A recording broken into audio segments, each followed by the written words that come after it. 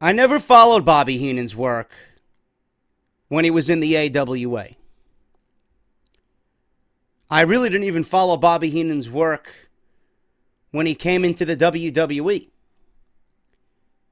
It wasn't up until 1989, on April 2nd, at WrestleMania 5. I could tell you exactly where I was sitting, and who I was with that night. That was my first taste of what Bobby Heenan was all about. It was Ravishing Rick Rude against the Ultimate Warrior for the WWF Intercontinental Championship at WrestleMania 5 inside of Trump Plaza in Atlantic City, New Jersey. I remember I was sitting on my grandma's living room rug with my brothers, who were much younger than I. And I was with my grandpa, and I was with my grandma, my mom and dad. The whole family was there because they knew I was a wrestling fan. Obviously, growing up, we all loved Hulk Hogan and the Ultimate Warrior. Me, I was more so an Ultimate Warrior fan. I loved the Ultimate Warrior. I looked up to the Ultimate Warrior as a youngster. But during that match, the Ultimate Warrior lost the Intercontinental Championship. He suffered his first pinfall loss at the hands of Ravishing Rick Rude on that night, losing the IC title because of Bobby Heenan. I didn't understand why. Being 7 years old, I was heartbroken and crying because the Ultimate Warrior lost the Intercontinental Championship due to the dirty tactics of what I didn't know then was probably the greatest professional wrestling manager of all time. With one trip up of the Warrior after doing his Gorilla Press Slam to Ravishing Rick Rude. And then Bobby Heenan not relinquishing the foot as he held Ultimate Warrior's foot from underneath the bottom rope, away from the referee's vantage point, forcing Ravishing Rick Rude to pin the Ultimate Warrior that night. I didn't understand why. After the match, with tears running down my face, Ultimate Warrior chased Bobby Heenan around ringside and gave him a Gorilla Press Slam. I didn't know why that night ended up the way it did. My family told me it would be okay. My family comforted me when I didn't know what was going on. When we all watched The Barbershop, with Brutus the Barber Beefcake, one of the most ridiculous gimmicks in all of WWE, for a talk show. And you know WWE with their talk shows. The Barbershop, I don't even think lasted a year on WWF Superstars. I didn't even know what was going on when I first seen that instant where Shawn Michaels threw Marty Jannetty through the barbershop window. All I knew at that point was that one of my favorite tag teams in all of WWF was no more. I didn't know why. I didn't know why Bobby Heenan was praising Shawn Michaels and why he wanted to see the breakup of one of the best tag teams in WWF at the time. I didn't understand why. I didn't understand why Bobby Heenan was cheering on Ric Flair in the 1992 Royal Rumble. I didn't know what was going on.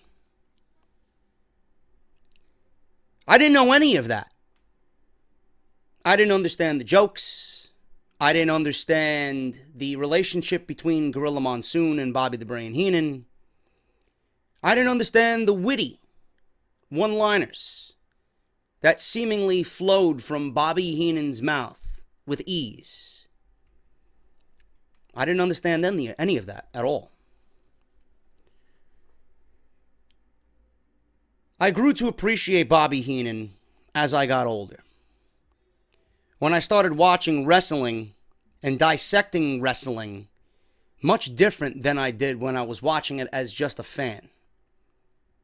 I watch it as a fan now,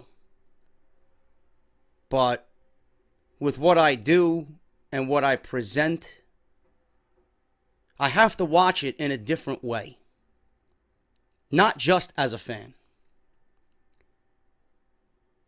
I watch it now and I listen to everything that I just mentioned to you. Everything that I didn't understand when I was a young child. I watch all of those instances now and I understand it. I watch all of it now and I laugh hysterically. Still. Go back and watch the 1992 Royal Rumble with the commentary from Bobby the Brain Heenan and Gorilla Monsoon. To this day, I can turn on the network and I can watch the 1992 Royal Rumble over and over and over again. And everything that Bobby Heenan says, I laugh hysterically.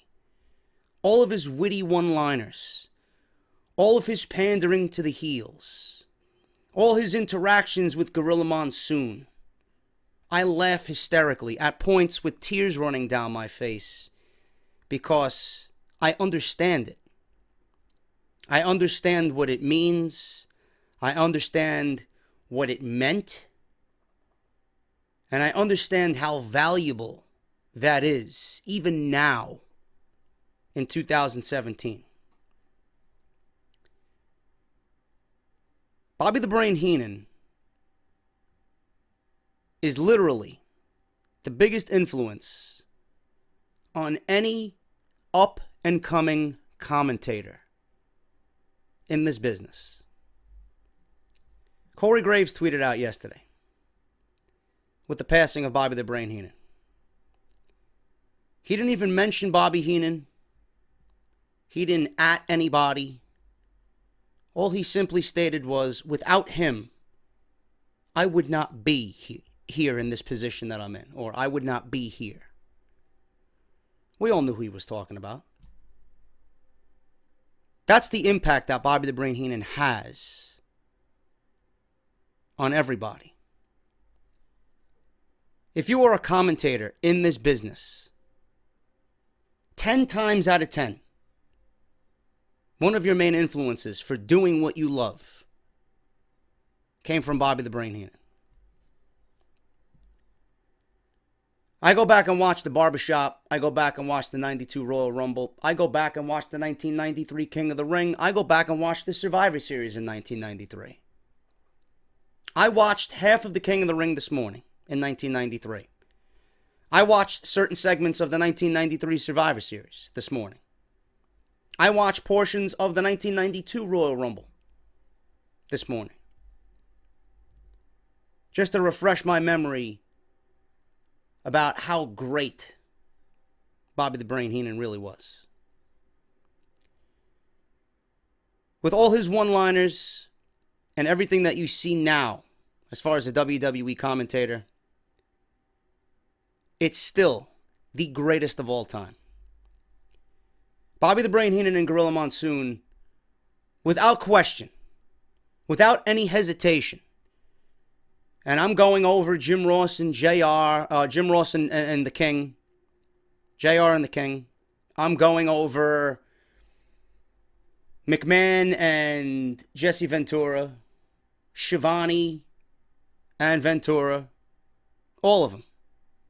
Every combination of announce teams that you've ever heard behind that microphone, whether it's a Raw, a Superstars, a pay-per-view, Nitro, anything that you've heard in this business, the number one commentary team that this sport, that this business has ever seen is Bobby the Brain Heenan and Gorilla Monsoon. With no hesitation whatsoever. Bobby the Brain Heenan was such a talented individual. And you realize that as you get older. Everything.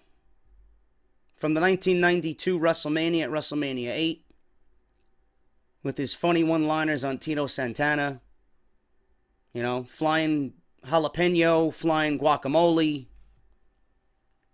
Reba McEntire, his pandering to Ric Flair in 1992. Let's go back to the Rumble when Piper came out. And Piper had that epic beatdown of Ric Flair when Ric Flair was the only man left standing in the ring halfway through the Royal Rumble. Piper came in, started beating the shit out of Ric Flair. Piper put the sleeper hold on Rick. Jake comes down, sits in the corner. And Jake starts putting the boots to Piper, saving Rick. And then Flair, not knowing who he was dealing with at the time, Jake, always a backstabber, the Snake, short arm clotheslines him. Piper saves Ric Flair from eating a DDT. Bobby the Brain Heenan apologizing up and down. I don't believe I'm going to say this, but thank you, Piper. It's a kilt, not a skirt. I never meant to make fun of you. It's a kilt, not a skirt. Ric Flair then gets the figure 4 on Jake the Snake Roberts. Roddy Piper starts putting the boots to both Flair and Roberts. Bobby the Brain Heenan says, "You no good. It's a skirt, not a kilt. It's a skirt, not a kilt." Just moments like that. The barbershop window. Everybody praising that segment as being one of the greatest of all time. Bobby Heenan and Gorilla Monsoon in agreement when Shawn Michaels shook Marty Jannetty's hand. They need each other. I told you that off and on. And all of a sudden you see a super kick from Shawn Michaels. Brutus Beefcake standing there in bewilderment. And then all of a sudden Shawn Michaels throws Marty Jannetty through the barbershop window. And then Bobby Heenan, moments before, was saying they need each other. I told you that off and on. As Jannetty goes through the barbershop window. Oh, I knew he was going to do that. I just knew he was going to do that. He doesn't need Jannetty. And then, what an act of cowardice. Jannetty tried to escape by jumping through the barbershop window. And then Gorilla Monsoon, "Are you blind?" I'm getting chills just even talking about it. The 1993 King of the Ring. One of Bobby Heenan's greatest works. That entire pay-per-view. There was just something about that pay-per-view that I just dearly love. Macho Man Jim Ross, a young Jim Ross, a vibrant, excited Jim Ross with Bobby the Brain Heenan. And they fed off each other brilliantly. Brilliantly. I go back and watch the match with Tatanka and Lex Luger this morning. One of my most favorite King of the Ring matches of all time. I just love it. For some reason, there's just something about that match that I absolutely love. Jim Ross, as informative as he was back in the day, he starts talking about Tatanka's background. Tatanka, a Lumbee Indian of the Lumbee tribe from the Lumbee River in North Carolina. Bobby Heenan's like, "A dummy Indian?" And Jim Ross is like, "No, Lumbee Indian." And then Bobby Heenan's like, "Oh, Lumbee Indian." And then he starts laughing. And he says, "What do they live in, boats?" He starts laughing. And then, during the match, you see Luger with an arm pad because they covered up his arm because of the bionic elbow. You know the story of Lex Luger. He was in a motorcycle accident. It almost ruined his career. Could have killed him.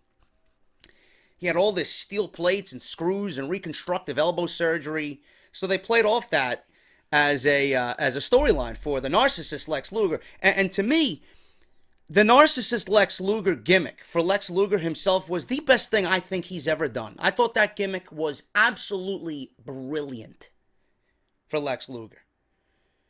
But they got rid of that because when Hogan wasn't there anymore and he defected to WCW, Vince McMahon needed another larger-than-life superhero.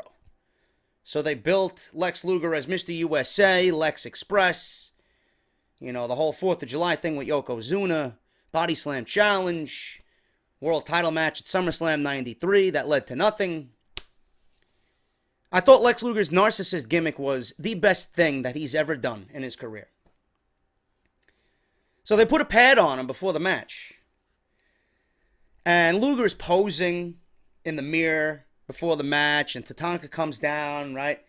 And Luger beats the shit out of Tatanka before the match. The bell rings. There's 15-minute time limits in the first round of the King of the Ring, dating back to 1993. With the match already underway, with the clock dwindling down, Luger is posing, losing valuable time during the match. So Tatanka gets upset, and he starts just knife-edge chopping Luger, eventually over the top rope. He flips the mirror on top of Luger. It was just a great, exciting moment. So Bobby Heenan's like, this is unfair.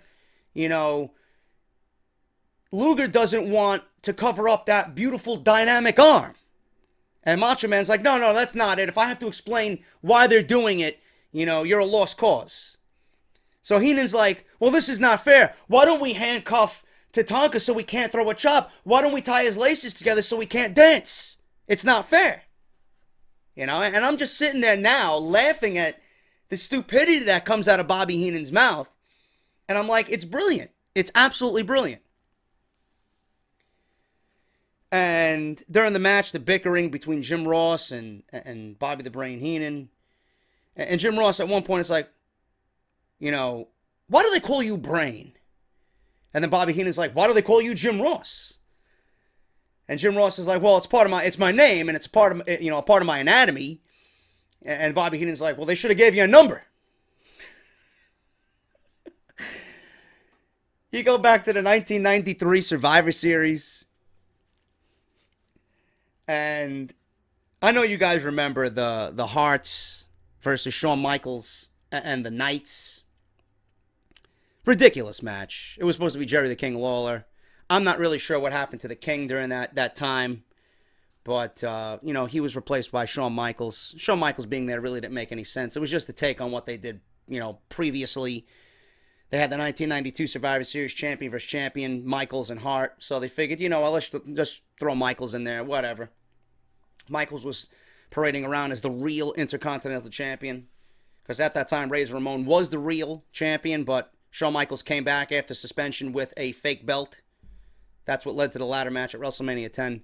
But during that match, Heenan was absolutely, you want a definition of savage. Heenan was savage during this entire match. Shitting all over the Hart family. You know? Ray Combs was there. He was rather annoying on commentary.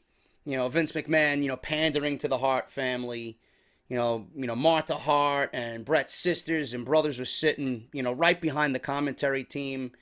I think either Ray Combs or Vince McMahon mentioned something about the beautiful Hart family sitting behind us.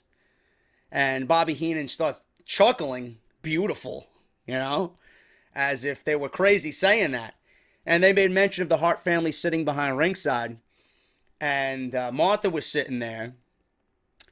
And he's like, oh, that's what that smell was. I couldn't put my finger on it. At one point during the match, he was making fun of Keith Hart about being a fireman. A fireman? And you got all these kids, and the one name that you could come up with, the best name you could come up with is Bruce. At one point, Stu Hart was at ringside. He was like he was like the patriarch. He was working the corner for the Hart family. At one point, he was massaging Keith Hart's elbow. Bobby Heenan seen that. He's like, oh yeah, that's really gonna work. You know, if Stu continues that, he might blow out a hip. And then Stu Hart was wearing a Boston Bruins jacket with a big huge Bruin on the back of a leather jacket. And the camera panned perfectly during this match.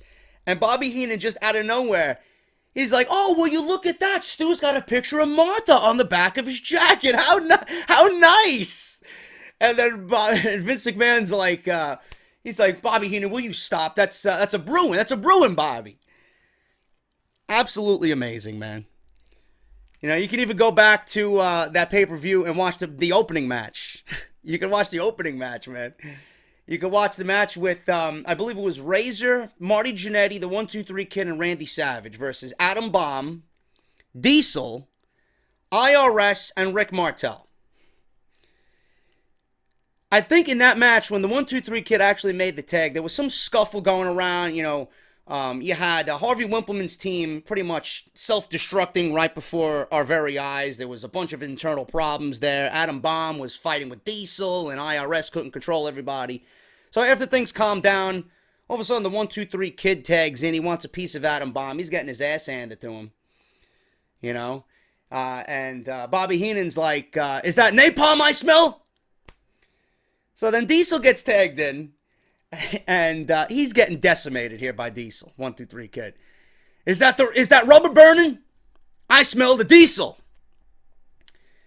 And he made fun of the 1-2-3 Kid with one-liners like, you know why the 1-2-3 Kid is struggling here, McMahon? It's a half an hour past his bedtime. Even before that, I think it was at the 1993 SummerSlam.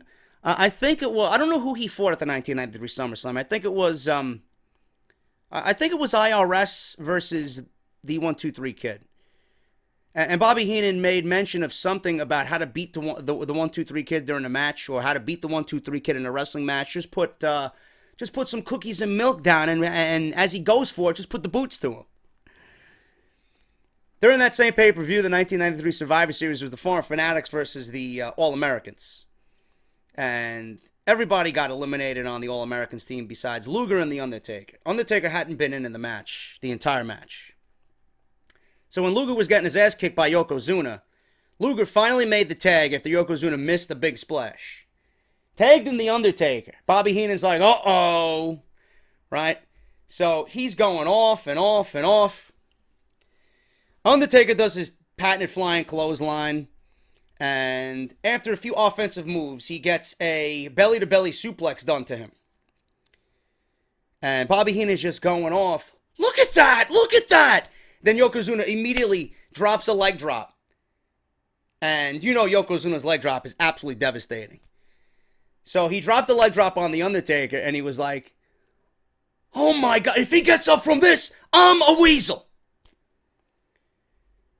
After that, Yokozuna delivered a bonsai drop. Yokozuna's dragging The Undertaker over to the corner.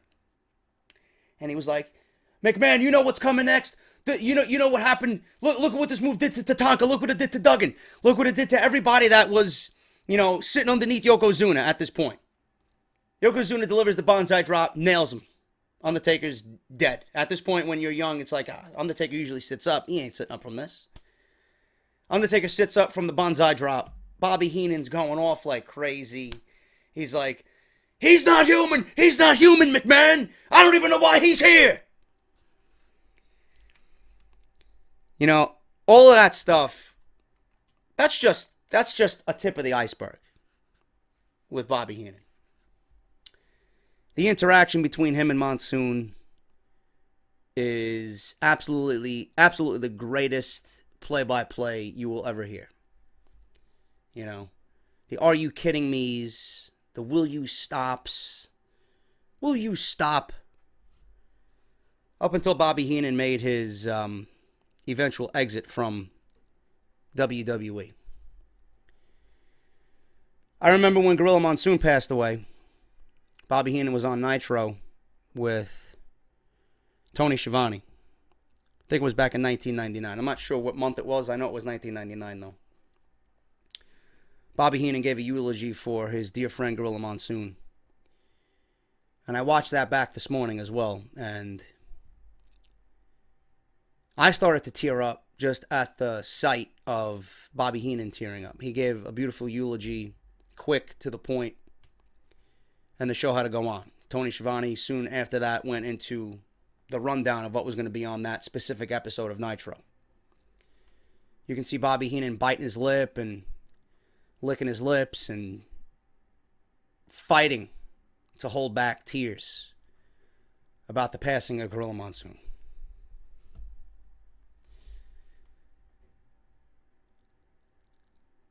Bobby Heenan wasn't the same in WCW. Bobby Heenan even offered Eric Bischoff some creative advice about things that he'd want to see. Things that he thought would make the product better.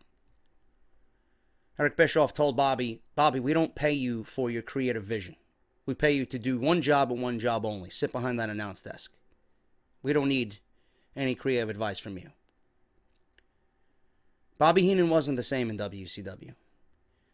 All that passion, all those witty one-liners, the sarcasm, the banter that just made the commentary team of Monsoon and Heenan so special just wasn't there anymore.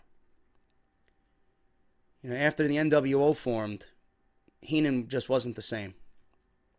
I remember when Hogan came down at Bash at the Beach and, you know, everybody was wondering if he was going to help Sting and Savage, you know, fight off Hall and Nash. Bobby Heenan was like, here's Hulk Hogan, but what if he's the third man, Schiavone?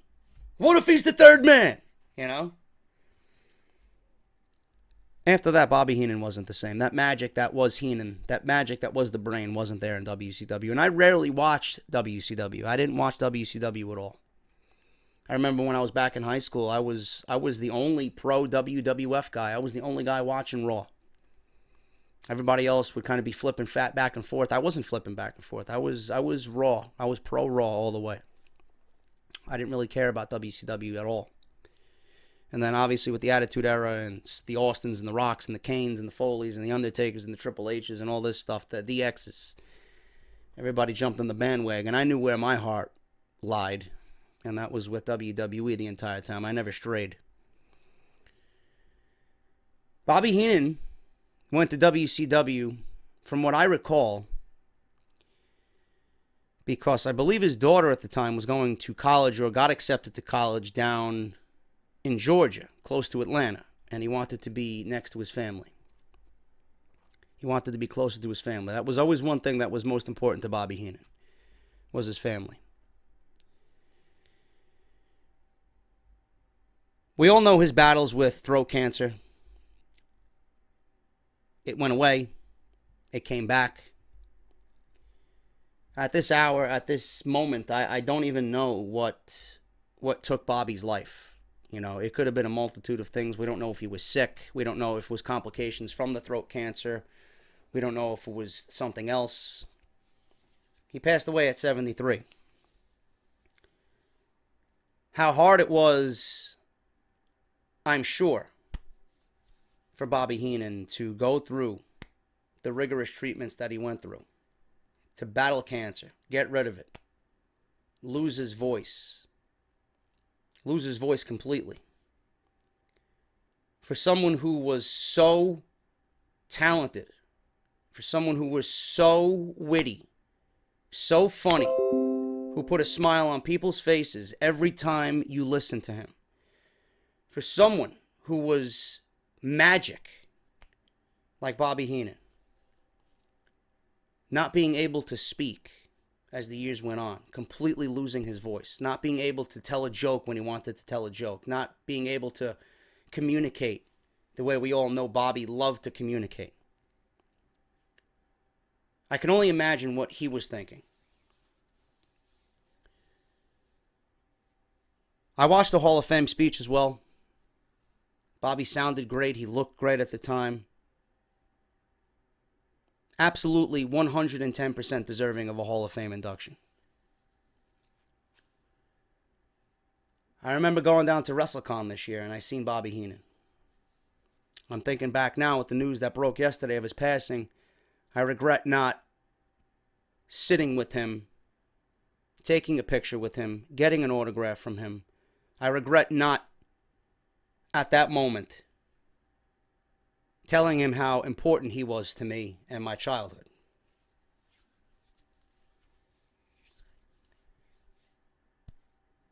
I look at pictures of Bobby and his wife, and I see his wife sitting there, all smiles, just genuinely loving every moment with him.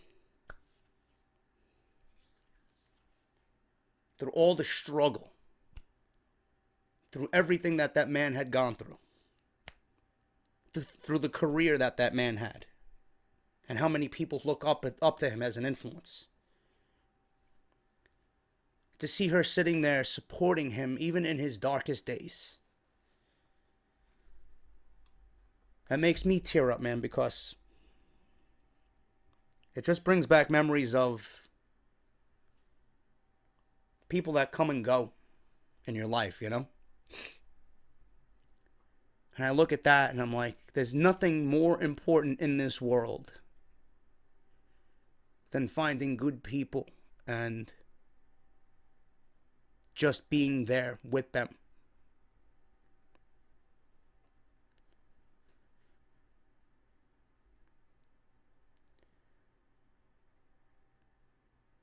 Bobby Heenan was very special to all of us and will remain special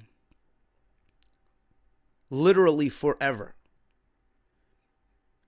As we make our way through this life and we grow old and we have kids of our own, the first thing I'm going to show my kids is what Bobby Heenan did for this business. That's what a commentary team is supposed to sound like. That's what a wrestling personality is supposed to be. It's sad to see how Bobby Heenan's way, Bobby Heenan's shtick, and the things that Bobby Heenan said. It's sad to know that whatever he did and however he presented himself back in WWF, 92, 93, half of the stuff that he said won't even fly on WWE television nowadays. But the value and the sheer inspiration that man had on everybody, and the words that he said and the style that he presented on television is better than anything that you're going to see on television in any promotion on any wrestling show.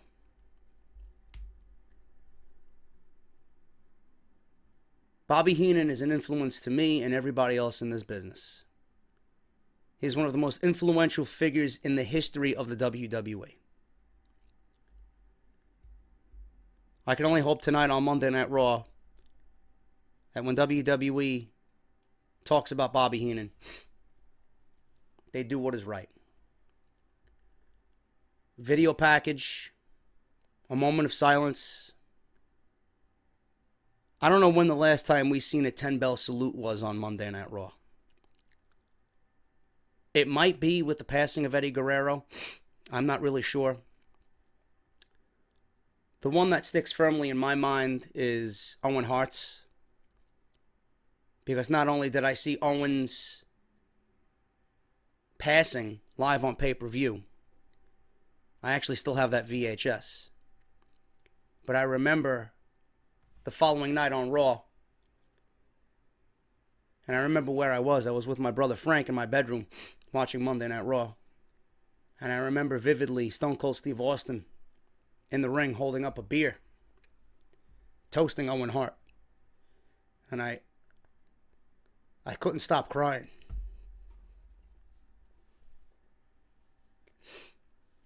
Just thinking back to that, and then with the news with Bobby Heenan, it's like our childhood is leaving us one by one.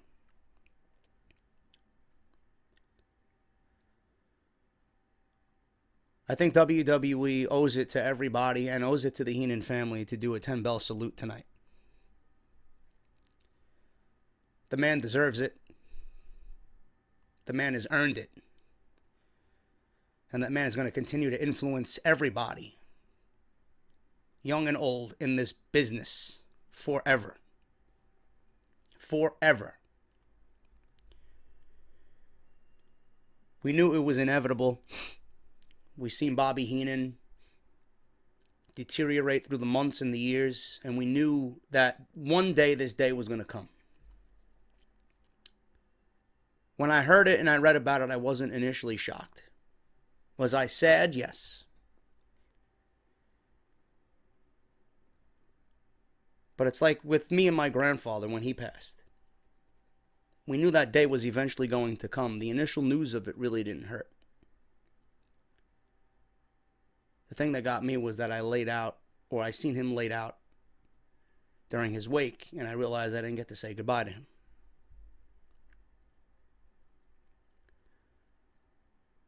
Bobby Heenan is the biggest influence, or one of the biggest influences in this entire business, and WWE, I'm hoping, does the right thing with a 10-bell salute tonight.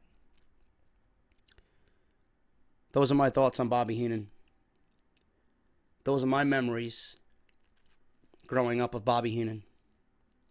And I wish the entire Heenan family well during this tough time. I wish them nothing but the absolute best. And all the fans of Bobby Heenan, whether you're watching me or not, leave me your fondest Bobby Heenan memory down below in the comment section.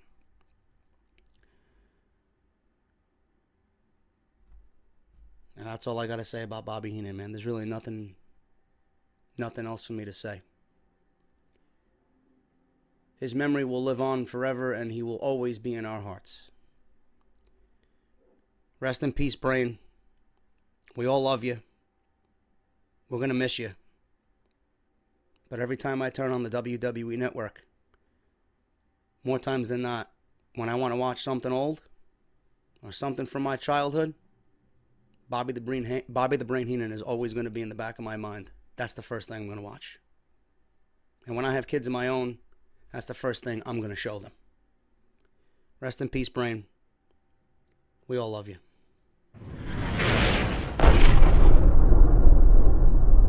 What is going on, guys? JD from New York here. Thank you so much for tuning back into the channel on Monday, September 18th, 2017. This is Off the Script, episode 187, part number 3. I know, on a Monday, I know. I gave myself a personal day yesterday, bro. I was very, very, very sleep deprived. So I needed to catch up on my sleep. Still not enough, but I'm a little bit more awake than I was yesterday.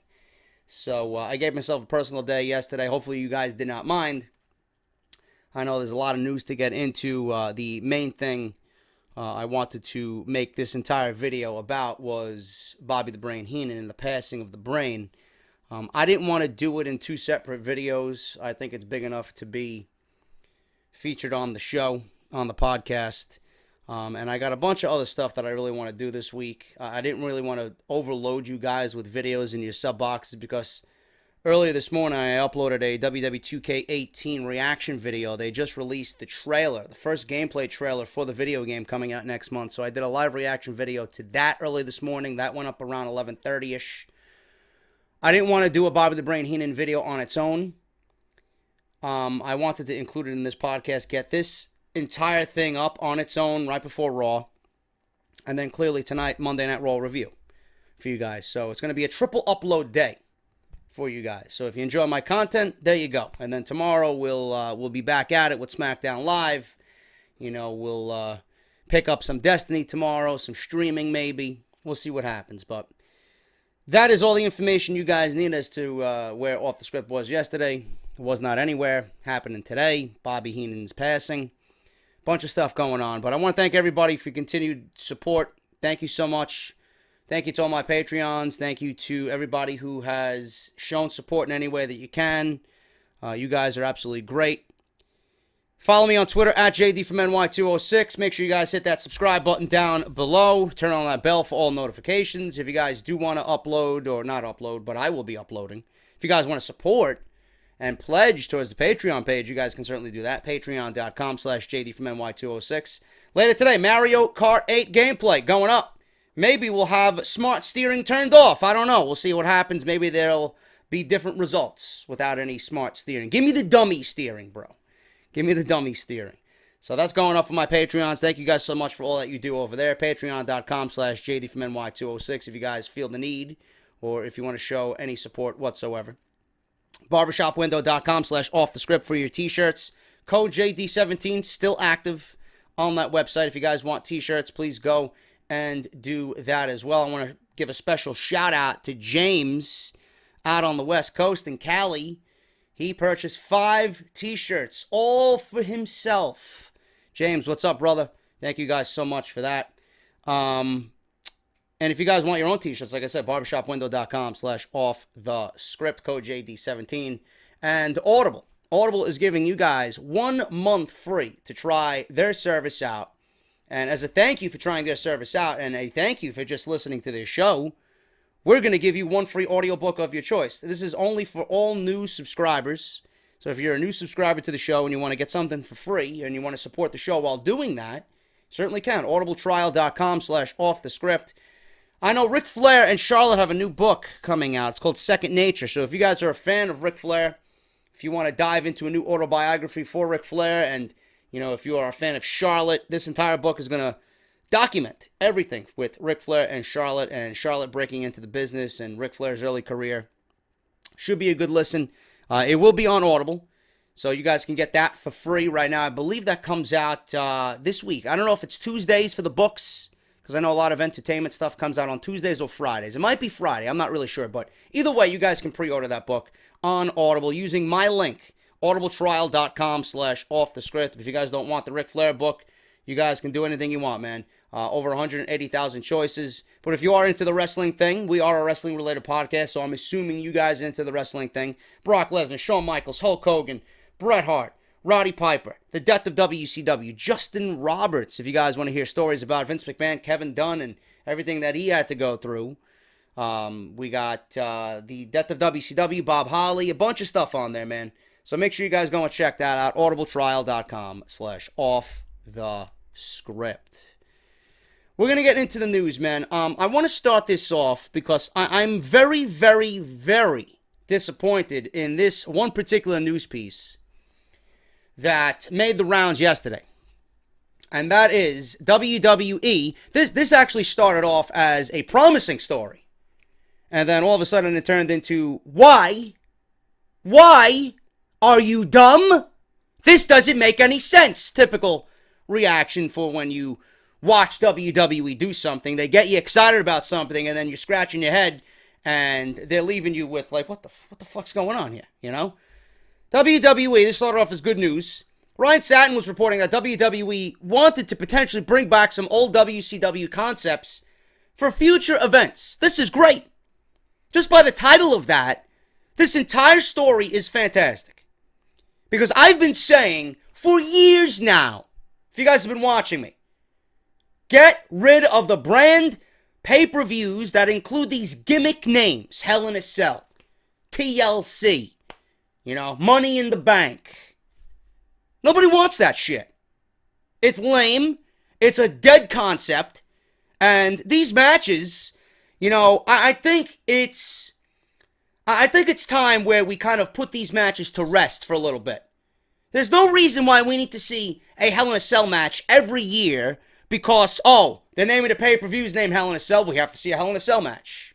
No, that's not the way I would operate a WWE pay-per-view calendar. Same thing goes with Money in the Bank. It's like WWE has conditioned their fans to think, well, Money in the Bank, it's every year. It kind of takes away the prestige of it if it's its own pay-per-view. Same thing with TLC. Well, because TLC's coming up at the end of the month, we have to have a tables, ladders, and chairs match because it's got to correlate to the pay-per-view. What happened to those matches and those match types and those gimmicks coming naturally to enhance a feud? Like out of nowhere. It's like, how excited can you be if you know a Hell in a Cell match is coming? Just because it's the name of the pay-per-view. Now, imagine if Hell in a Cell wasn't a pay-per-view and you heard the announcement of Shane and Kevin Owens going to be inside Hell in a Cell. I think it would be a little bit more, whoa, yeah, I'm excited for this, man. We haven't seen Hell in a Cell in like 4 years. This is going to be great. It's going to be brutal. It's going to be epic. But the fact that they're only giving you a Hell in a Cell match and putting these guys in a Hell in a Cell match because the pay-per-view's named Hell in a Cell, doesn't really sit well with me. It never sat well with me, you know? So that's happening in October. What the hell does Hell in a Cell have to do with October? Has nothing to do with Halloween. Why? Because the name Hell is in the title? Ooh, hell. Creepy, spooky, right? Ghostly, ghastly, hell. Give me a break, you know? Get rid of this shit and give me traditional pay-per-views that could be seen as, yes, October's coming around, we're getting Halloween Havoc. Yeah, December's coming around, yeah, let's do STARRCADE. You know? Yeah, July's coming around, Bash at the Beach. Now, I might be reaching a little bit here. If I want WWE to differentiate these pay-per-views from everything else that we normally see, you're going to have a Halloween Havoc pay-per-view and you're going to give me the Monday Night Raw set with Orange? Or are you going to go back and really, you know, amp the name up and amp the pay-per-view up? You know, pumpkins and ghosts and skeletons and Dracula and Frankenstein and a haunted house for the ring set, you know, for the entrance set. That's what I want. Now, I might be reaching for Bash at the Beach. I'd love if WWE actually had a pay-per-view on the beach. Or at least give me sand. No, I gotta see Bash at the Beach on pay-per-view, but it's the same set that we see on Monday nights. Doesn't really sit well with me, man. I know WWE is in budget cut, realm right now, but that really doesn't add to anything at all. It just speaks laziness. So when WWE, as reported by Ryan Satin, is thinking about bringing these old concepts from the past that were famous in WCW to WWE, we all got excited. Now, this doesn't include old WWE concepts. It also includes pay-per-view themes from WCW, which the company owns all the rights to. We've seen WWE use a few old-school WCW concepts over the years. The Great American Bash, Clash of the Champions. That's another thing I'll talk about in a second. Clash of the Champions. Now, with a name like that, Clash of the Champions, you have a perfect platform for WWE to really make that a dual-branded event. If you really want to hype up this brand split, and you want to make Clash of the Champions feel important instead of making it just a Raw pay-per-view with nothing behind it, right? Why don't you do a literal Clash of the Champions? How fun would it be if we seen, and I'm taking the champions now, this doesn't mean that I would want to see these matches, okay? This is just an example. Goons. If someone comes in the comment section, oh, JD, would you really book this match, man? No! It's just the idea. Now, for example, Clash of the Champions. Take the champion from Raw, Brock Lesnar, and you put him against the champion on SmackDown, Jinder Mahal. Clash of the Champions. One world champion on Raw against the other world champion on Raw. On SmackDown. Boom, done. So you got a match made between both of your brand's world champions. Then you take the IC title and then the US title, both mid-card titles. You put that match together. So right now it would be The Miz versus AJ Styles. You would have the tag team champions from both brands. The New Day. And then they would go up against Seth Rollins and Dean Ambrose. There you go. Tag team champions versus tag team champions. Women's champions. You'd have Natalya versus Alexa Bliss. Right there. You know? And the Cruiserweight champion, I guess, really doesn't make sense. But you could put Cruiserweight champion on the line, Cruiserweight championship on the line there. That would be a Clash of the Champions concept. Right there. Now, I know that's 4 or 5 matches there, but, you know, that's the concept of this thing. That's the concept. You want to have another big marquee match, a big match that you could put. You got all this talent to just book these pay-per-views and make it epic. But the Clash of the Champions, man, how fun would it be to see a Universal Champion on Raw versus a World Champion on SmackDown? And that would literally happen once a year. You would expect that to happen. You couldn't wait for that to happen because it would be a showdown of the brands.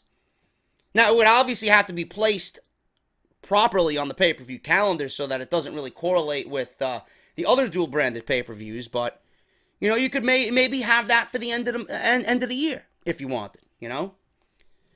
But a new report is claiming from Ryan Satin that we could see more. WWE is close to potentially labeling some live events and specials using WCW branding. This reportedly could happen in the very near future. Now, there's only three concepts that I would bring back. Halloween Havoc being number 1, STARRCADE being number 2, and then War Games, number 3. Or if you want to bring back Fall Brawl, whatever, you know. Bash at the Beach, I love those names too, but Halloween Havoc and War Games is going to be at the top of everybody's list. So, with the news now of STARRCADE being announced, WWE is announcing this as a live event on Saturday, November 25th, 2017, in Greensboro, North Carolina. A live event. Why they're wasting the STARRCADE name for a live event is beyond stupidity. Beyond stupidity. If this isn't a pay-per-view on WWE's calendar, I couldn't give one single fuck about this show. Now, will this be a network special? I don't know. This is what? 9 days, 8 days after Survivor Series? Why would they have a network special so close to Survivor Series? I don't understand it. Why would you label a live event meaningless to everybody with a name so big? Back in WCW's day, for a live event, that means nothing to nobody. Why, you think more people are going to go to the live show because it's labeled STARRCADE? You can't even sell out Monday Night Raw. A regular Monday Night Raw taping couldn't sell out. Vince McMahon was on SmackDown. 60% of the audience wasn't even there. But you think that this is going to sell it because it's STARRCADE? Then they want to feature this as a double steel cage main event. One will feature Charlotte versus Natalya in a steel cage. And then the other will be Nakamura and Mahal in a steel cage. Okay. Like that's going to get people to come to see STARRCADE.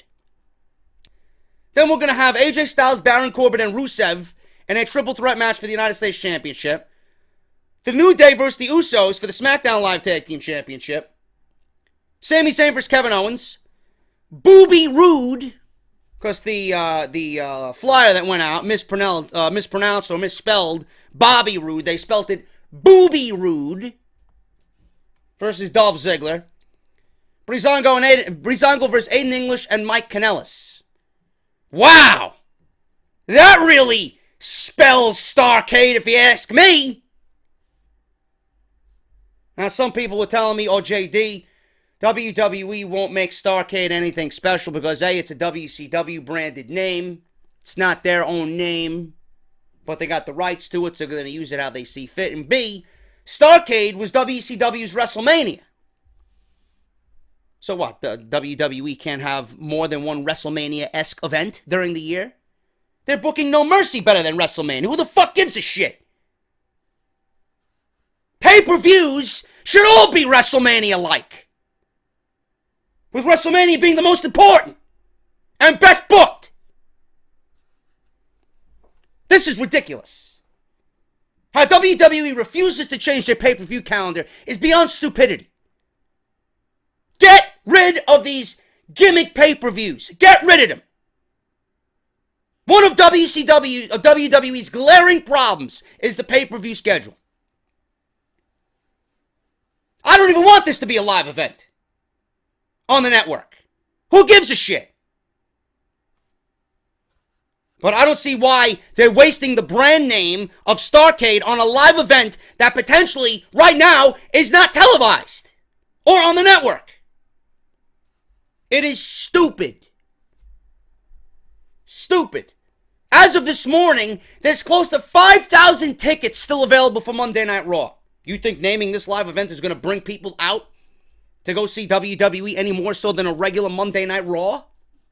With John Cena and Roman Reigns and Braun Strowman and Brock Lesnar and Finn Balor? Come on, man. Are you this stupid? WCW made STARRCADE great. I would love to see STARRCADE once again brought back to prominence And correct me if I'm wrong, isn't it a Dusty Rhodes concept, Starrcade? You know? Having it as a live event is kind of disrespectful to Dusty's image, if you ask me. You know? He came up with the idea of Starrcade. Why don't they honor Dusty Rhodes by making Starrcade a big deal on pay-per-view? No, but I'm just an idiot on YouTube that's a fucking asshole. Come on, man. Ridiculous. This is WWE dropping the ball, as always, with something that could have potentially been something great.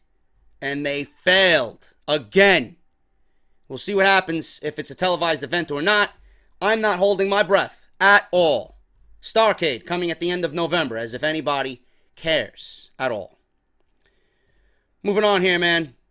2 more top WWE NXT stars expected to move to the main roster soon. And again, I don't know why. You better have replacements. That's all I know. Or you better have plans for these guys, or I'm going to be upset. The tag team division on SmackDown Live is getting crowded. Where? It's getting crowded. Crowded to me is the 5 train at 9 a.m. on a Monday morning here in the Bronx. SmackDown and the tag team division is not crowded.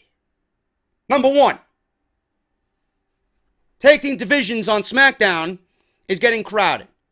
In addition to the Usos and SmackDown Tag Team Champions The New Day, you can expect Primo and Epico. Ooh, so crowded. So crowded. Those are the 2 guys I boot off the train.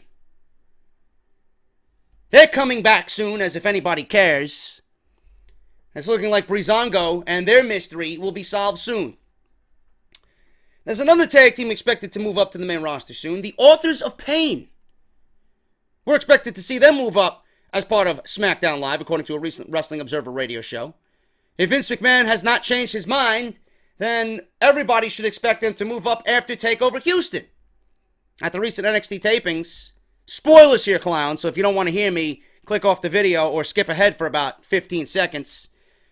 The Authors of Pain declared that their intentions are to challenge for the NXT Tag Team titles again. It's not clear if they will challenge them for the next TakeOver special in Houston, which happens to be the night before Survivor Series. Akam and Razor are still very green, if you ask me, but have a dominating presence, no doubt. They're much better than when we seen them first debut, but they're still very much green. I don't think having them, on a run for, less than a year is ready for them to be called up. I think they need more grooming down in NXT. What's the difference between keeping them down in NXT for another 2 years or a year and a half? This is WWE's fault. Now they're looking for tag teams because they're, trigger happy to break up tag teams on the main roster. You had a nice tag team division on SmackDown. What happened? What happened? You don't use the Ascension. Breezango's making comedy skits. You got the Hype Bros who are breaking up. Primo and Epico, they came out on their first night after being drafted looking like legit badasses, and then all of a sudden they died off. Maybe they missed Puerto Rico. I don't know. Maybe they were worried that they were having complaints about roaches in their hotel. I don't know. Maybe Titus skimped them on the barbecue chicken. I don't know. But now they're looking to NXT to replenish SmackDown Live. Why, so you could break them up too? Oh, so that makes how many teams on SmackDown Live? Breezango still hasn't been in the ring for how long now? I lost count. Authors of Pain, New Day, and the Usos. Authors of Pain, realistically, the Authors of Pain should be a catalyst and a vehicle in a Roman Reigns heel turn. You want Roman to be a heel, you should have his muscle be the Authors of Pain. Maybe I'll be watching him. Maybe I'll actually give a shit about Roman Reigns. Can you imagine a stable with Roman Reigns and the Usos and then maybe a female and another top talent, mid-card talent somewhere in between there? You got a Samoan dynasty. You can have a literal Roman empire. No, but you're going to put them on SmackDown Live. Watch these guys be the attackers for Breezango. Are you kidding me? You got the Authors of Pain in big boy stuff down in NXT, fighting Sanity and Eric Young and challenging for the NXT Tag Team titles. You got the Undisputed now with Adam Cole, O'Reilly, and Fish. You got competition down there. TM61's back. No, but you want to move these guys up and take them out of something legit and then put them in a feud with Breezango. What, Breezango ain't worth the victory? After all the bullshit that they've been put through? You can't give these guys a bone? You're going to feed them to the Authors of Pain? Then you can put the Authors of Pain in something so cheesy? How is that going to fit their gimmick? What the fuck do they care about Breezango for? They should be out for blood! Another thing about them moving up is we don't know if Paul Ellering's going to want to be touring with WWE 300 days a year. Because the Authors of Pain without Paul Ellering, no, I'll pass! They ain't speaking on their own behalf. You gotta think. Does it make sense? No! It doesn't. Better have a plan for these guys other than Breezango. Otherwise, you don't move them up. Keep them down. Authors of Pain rumored to be moving up to the main roster on SmackDown Live. I got news here on Jeff Jarrett, as if anybody cares about Global Force Wrestling. Global Fraud Wrestling. Got Johnny Mundo challenging Eli Drake at Victory Road. Feel sorry for Johnny Impact or Johnny Mundo, whatever the fuck you want to call him nowadays. Less eyes are on him now than he was in Lucha Underground. Who gives a shit about GFW? They suck. Future of Jeff Jarrett and Global Force Wrestling is one of the biggest stories as they head into Bound for Glory Sunday on November 5th. Karen Jarrett, his wife, also holds an office position, recently took to Twitter to thank Ed Nordholm and the fans for their support for her husband while he takes care of personal issues. So it seems like the door is open for him to return to the company. Should be noted that GFW has been replaced by Impact on recent graphics posted on social media, and the belief is that the paperwork to merge GFW and Impact Wrestling was never completed. That would mean that Jeff Jarrett would still be owner of Global Force Wrestling. In this week's Observer, Dave Meltzer noted that his issues are generally believed to be alcohol-related. The decision to have Jarrett take an indefinite leave of absence came as a surprise to him, but there were people in the company aware of the decision shortly after Triple Mania and that whole incident with Rosemary and Idiot Star, the Mexican retard, Sexy Star. It's been well documented that Jarrett was not in good shape at the show, and there was concern for him from people that saw him. At this point, wrestling should be in the back of his mind, and I'm sure, everybody is wishing Jarrett well to get over these issues and battle these demons. On the latest issue of Jim Cornette's Experience, Cornette talked about Jarrett's leave of absence and acknowledged some of the rumors going around about his condition at Triple Mania. Not a fan of Global Force Wrestling, but I wish Jeff Jarrett the best of luck in battling these demons and getting healthy, man. I don't want to see anybody suffer through something that's overcoming them like that. You know? I don't want to see anybody in this business that I love going through that. We don't need any more, stories to come out about who's passing and who died and more wrestling-related deaths. I hope Jeff Jarrett gets himself clean. I don't know how something like that happens. I don't know. It's none of my business. But things happen, you know. Alcohol abuse is not it's not a funny situation. It is a very, very deadly disease. And I would never want to see anybody succumb themselves to that bullshit. I hope Jarrett survives this. I hope he gets over it. I wish him the best of luck. He is a great wrestling mind when he wants to be. The fact that GFW and all this TNA stuff and, Anthem and all these antics with the Hardys and them screwing over everybody really doesn't sit well with me, man. They're not a good business. These are not good people. But I don't wish ill will on anybody. And I hope Jeff Jarrett comes out of this on top and he battles his personal demons and gets back to work. That's all I can say on that. Speaking of Global Force Wrestling, Alberto El Retard, his future with the company. Global Force Wrestling suspended Alberto El Patron after their incident meaning him and Paige, at an airport resulted in domestic abuse charges. Despite the charges being filed against Paige, GFW still suspended Patron while they investigated the case. Rumor has it that the wrestling side with Jeff Jarrett was against the suspension, and the business side of Anthem was considering releasing Alberto from the company.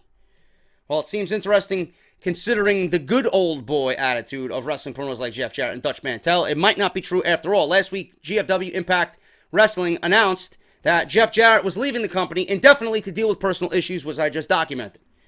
The very first conference call for GFW Wrestling, GFW Impact Wrestling, whatever the hell these guys are calling themselves, Global Force Impact Wrestling, who cares?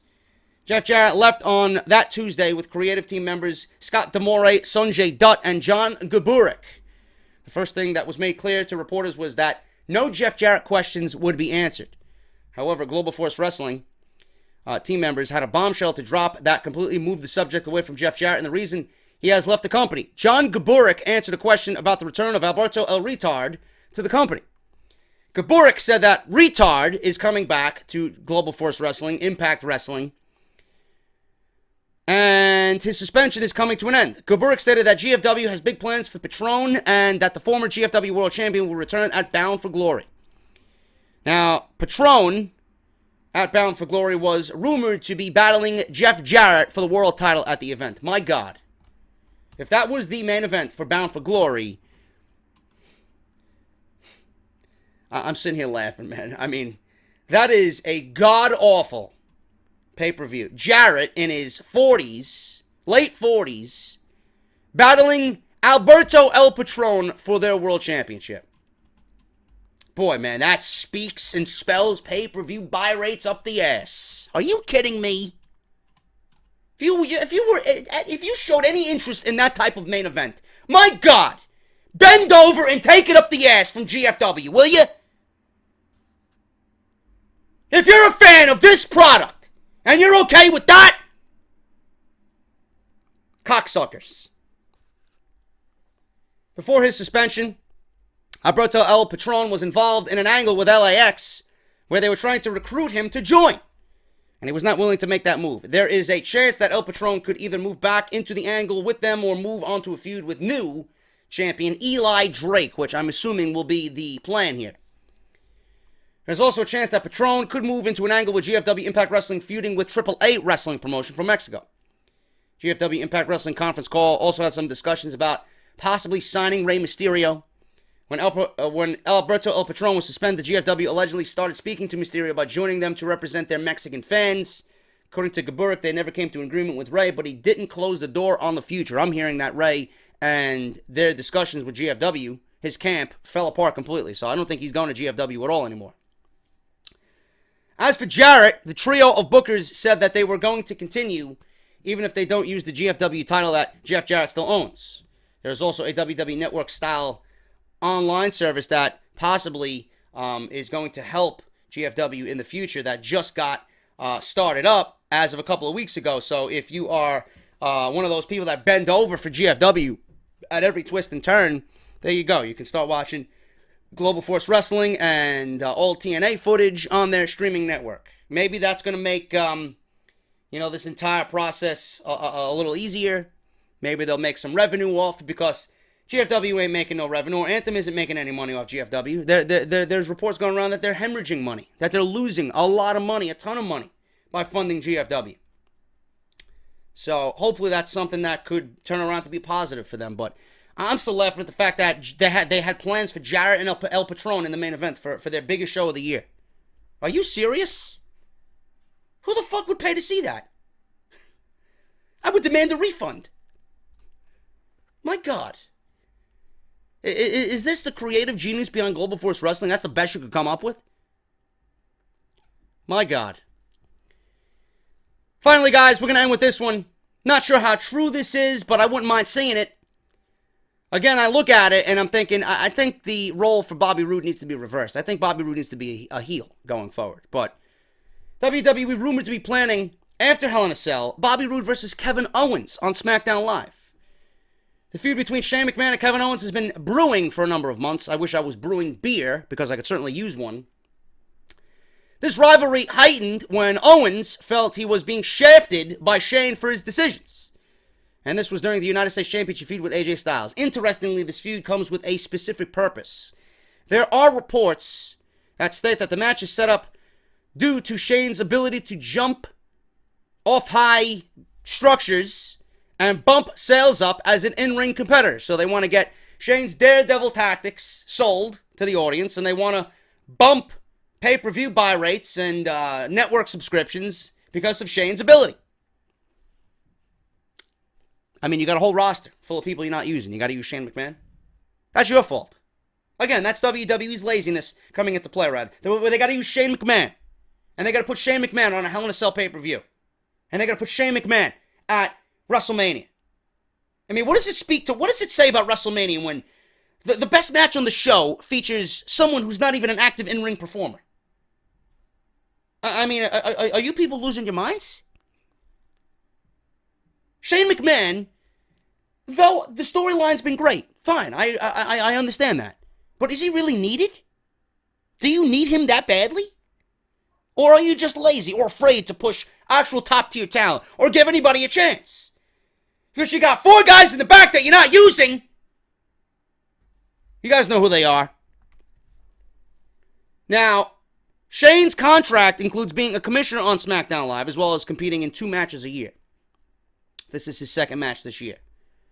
Last year, Shane competed against The Undertaker at WrestleMania and was part of Team SmackDown Live at Survivor Series. This year, he competed against AJ Styles, and now he's competing against Kevin Owens inside Hell in a Cell.